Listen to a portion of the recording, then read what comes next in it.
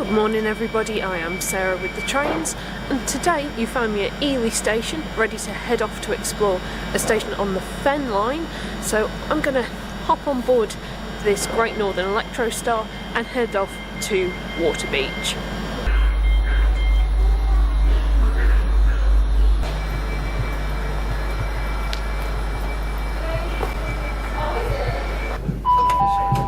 Welcome aboard this service to London King's Cross. The next station is Waterbeach. Please keep your bags and personal belongings with you at all times. If you see something that doesn't look right, report it to a member of staff or text the British Transport Police on 61016. See it, say it, sort it.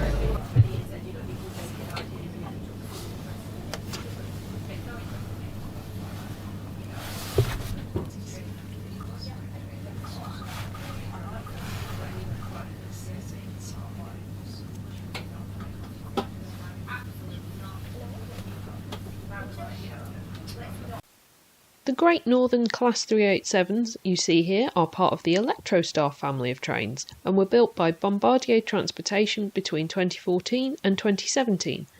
They are electric multiple units and can run on either alternating current overhead lines or direct current third rail electrification. I'm totally telling you this because I want to educate you about trains and not because the sound cut out on this part of the video. We have made it to Waterbeach. So the station here at Waterbeach was originally opened in 1845 by the Eastern Counties Railway on the line that runs up to King's Lynn. As we can see from old maps, the station originally had a goods yard, cattle pens, station buildings and a signal box. The signal box was built in 1882 under the Great Eastern Railway, but was sadly made redundant by the Cambridge Power Signal Box scheme and was closed on the 24th of February 1985. It has since been demolished. The station didn't really see that many services under British Rail until electrification, after which point almost every service between London King's Cross and King's Lynn stops here. These days the station is operated by Great Northern. One big thing I want to talk about while I'm here today is the future plans for Waterbeach, because this station that I'm standing at the moment is due to be closed, to be replaced by another station also called Waterbeach, 2.4 kilometres up the line closer to Ely, which is to serve a housing development called Waterbeach Newtown. It was a condition of the approval by South Cambridgeshire District Council for the housing development that a new station be built, and basically that this one be closed because there isn't time in the timetable for a stop at two stations in the same village on this line. Naturally, this has met with opposition from the local community because it will leave a village that has had a consistent railway station since 1845 without a railway station at all, so cutting their public transport links quite significantly, because this station is well used.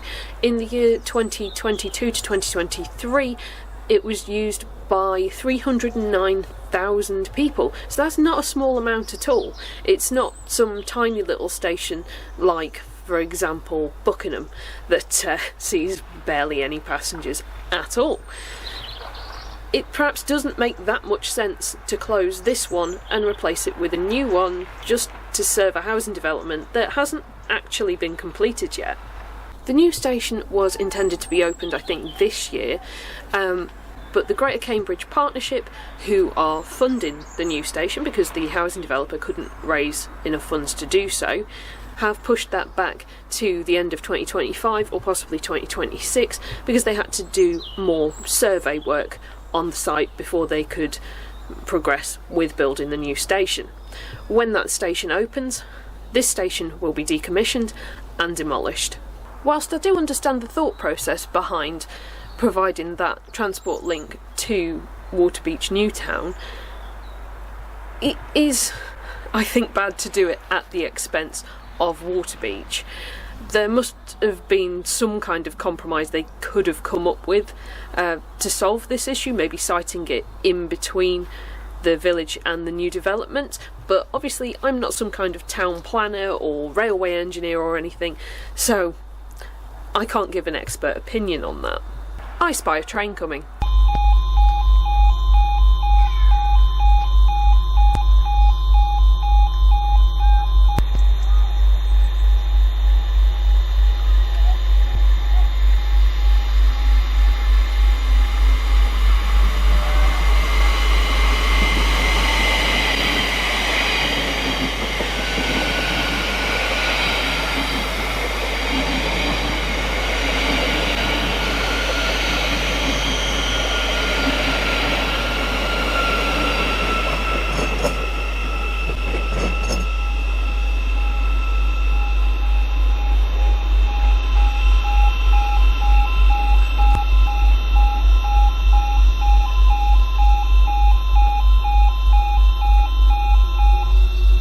I'll be honest, I was a little surprised to see a Class 700 in Thameslink livery pulling into Waterbeach, because this is served by Great Northern, but Great Northern and Thameslink are part of the same company, so it's not really that surprising, I suppose. Maybe I'll get a ride on a 700 later. Anyway, back to talk of the new station in Waterbeach. The new station is set to include 2 platforms, the same as the amount of platforms we've got here at the original Waterbeach station. There's also going to be an accessible footbridge between the platforms and a 200 space car park. There's also set to be a transport interchange, so you can get off the train and onto a bus. Another thing to consider with regards to Waterbeach losing this railway station is that that's a serious blow for anybody who relies on the train to get to Ely or King's Lynn, Cambridge or King's Cross for work, and people like me who don't drive, either due to not being able to learn or just choosing not to drive, which an increasing amount of people seem to be doing these days. So public transport is a really important thing to be investing in and not taking away. Obviously, I'm not an expert on these matters, so let's get an opinion from somebody who is a clear railway expert. It is, of course, Brian. Brian, what do you think about the plans for a new Waterbeach station? He gives the idea 2 carrots out of 5. 1 carrot because it unlocks the new housing development with public transport, and another carrot because, well, he says a new station might be a bit shiny and nice. You heard it here first. Let's have a little look at what's here at Waterbeach today. Although I've just seen a signal go green, so I guess there's a train coming through. Level crossing down there hasn't gone down yet though. So it seems that signal going green was something of a red herring. I've checked real-time trains and there isn't actually anything scheduled to pass through the station or stop at the station for about another 8 minutes. And I've probably been standing here waiting for 8 minutes. Should have checked real-time trains in the first instance. We have got 2 platforms here at Waterbeach. They are staggered. As you can see, there is a change in construction material on the platform. This is presumably the platform being extended to allow for longer trains to stop here. On the platform, we've got the always necessary accessibility ramp, as well as the bus shelter style waiting shelter. There's a stay off the tracks warning poster telling you that even if you drop something on the tracks, don't go and get it yourself, speak to a member of station staff or visit a help point. Some lovely cold condensed benches, dot matrix displays, and an onward travel information poster which shows there are actually quite a few bus services that serve this station. How frequently they run I don't know, but hopefully when this station closes they'll be able to provide public transport support for those who need it. Heading out of the station, which is step-free access, we've got the classic flappy plastic bin and a ticket machine.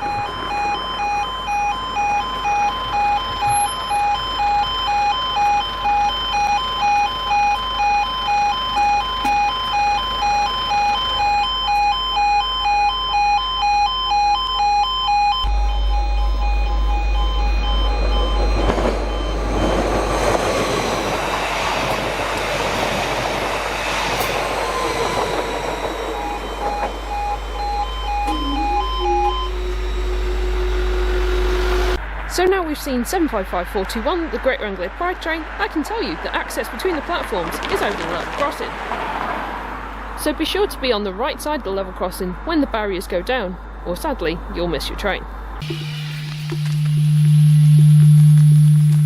Over here on the Ely bound platform, we've got yet more dot matrix displays, steps up to a bus shelter style waiting shelter, and cycle parking. The shelter here does appear to have a complimentary lighter, along with this slimline ticket machine. I've never seen a ticket machine as slim as this before. Ooh, the machine issues tickets to all London Underground zones. Next to this, there's a life-saving defibrillator. Oh, there is step-free access to this area as well. A good old grit bin. There's a loop system here for people who use hearing aids. Again, this platform does seem to have been extended to cope with the longer trains. Ooh, we also have a load of little birds here at Waterbeach.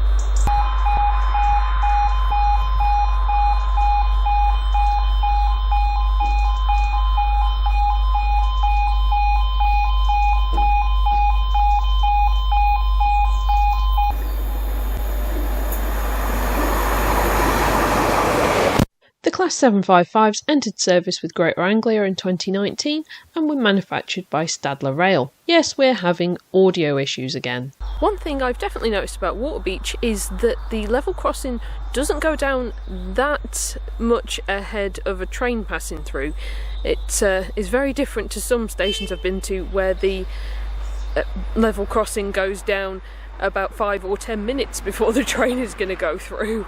I've now got a little bit of time before my train to take me back to Ely, so let's have a little walk into Waterbeach.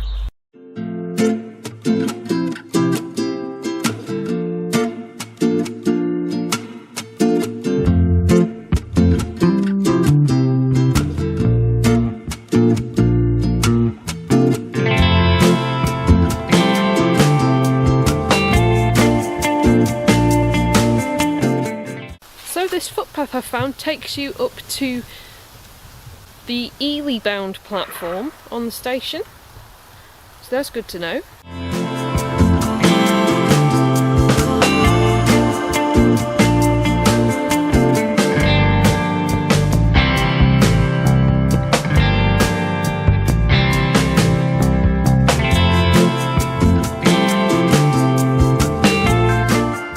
This burial ground opened in 1855 when the churchyard at St John's closed to burials. Just 20 years later, in 1875, all burials were being carried out in the parish cemetery at the north end of the village. In spite of this, the burial ground here was not officially closed until 1968. The font in the burial ground was originally in St John's Church, Waterbeach, and is probably from the 13th century. It was replaced in 1883 and moved to the Fen Chapel in Joist Fen, which was dedicated to St Andrew. In 1964, the floor of this chapel collapsed and it was demolished as repairs were considered unmerited. The font was moved here. There's lemons in this font. No idea. I'm now back at the station. I just want to say that is one thing I love about exploring random little places. You never know what you're going to find. In this case, it was a burial ground, which to me is fascinating. I have explored so much more of East Anglia in the last 2 and a bit years doing this YouTube channel than I ever did in the 11 and a bit years before that. It's mad. Get on a train, you will see so much more.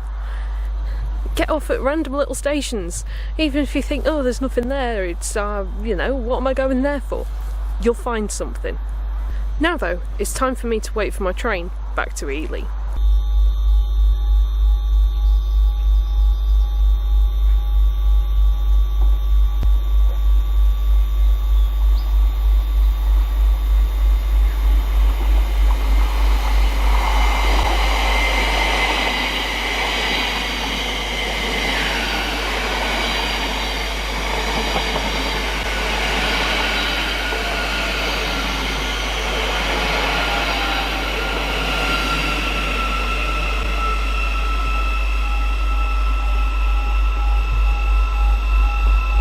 I do declare we're getting a class 700.